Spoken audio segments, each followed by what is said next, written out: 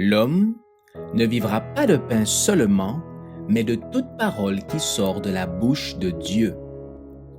Voici votre moment de méditation quotidienne. Pour mieux connaître Jésus-Christ. La vérité qui transforme, le 12 juillet.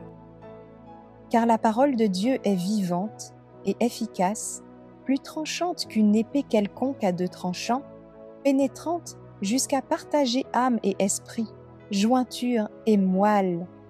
Elle juge les sentiments et les pensées du cœur. Hébreux chapitre 4, verset 12. Estimez et méditez, mises en pratique dans la vie courante, les vérités bibliques convainquent, convertissent, transforment le caractère, réconfortent et relèvent le cœur. La parole rend humble l'orgueilleux, le méchant, doux et contrit le révolté, obéissant. Notre vie journalière abonde en habitudes empreintes de la faiblesse humaine, mais la parole de Dieu les élimine peu à peu. Elle juge pensées et intentions, pénètre jointures et meules, émonde les désirs de la chair, et dispose les hommes à souffrir pour leur Seigneur.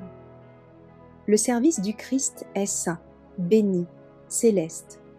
La parole doit être sondée diligemment, car son ministère fait apparaître les défauts de notre caractère et nous enseigne que la sanctification par l'Esprit est une œuvre voulue du ciel.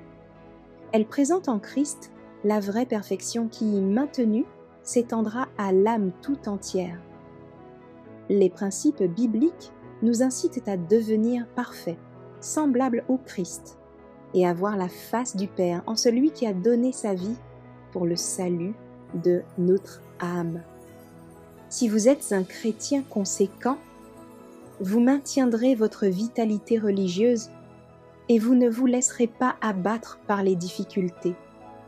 Vous accomplirez l'œuvre de Dieu dans la tristesse comme dans la joie, dans l'ombre comme à la lumière du soleil, dans les épreuves comme dans la prospérité.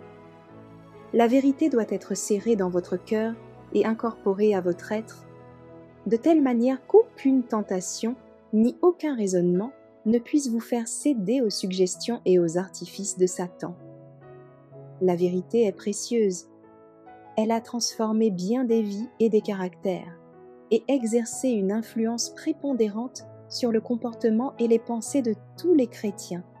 L'âme qui l'apprécie vit sous son influence, se sent envahie par l'immensité des réalités éternelles.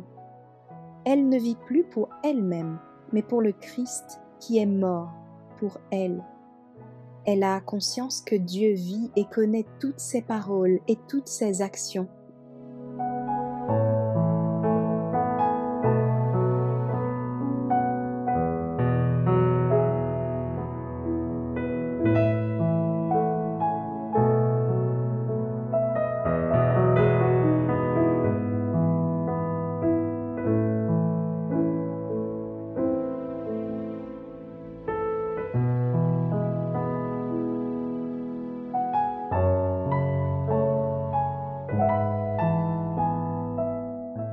Merci d'avoir écouté cette présentation.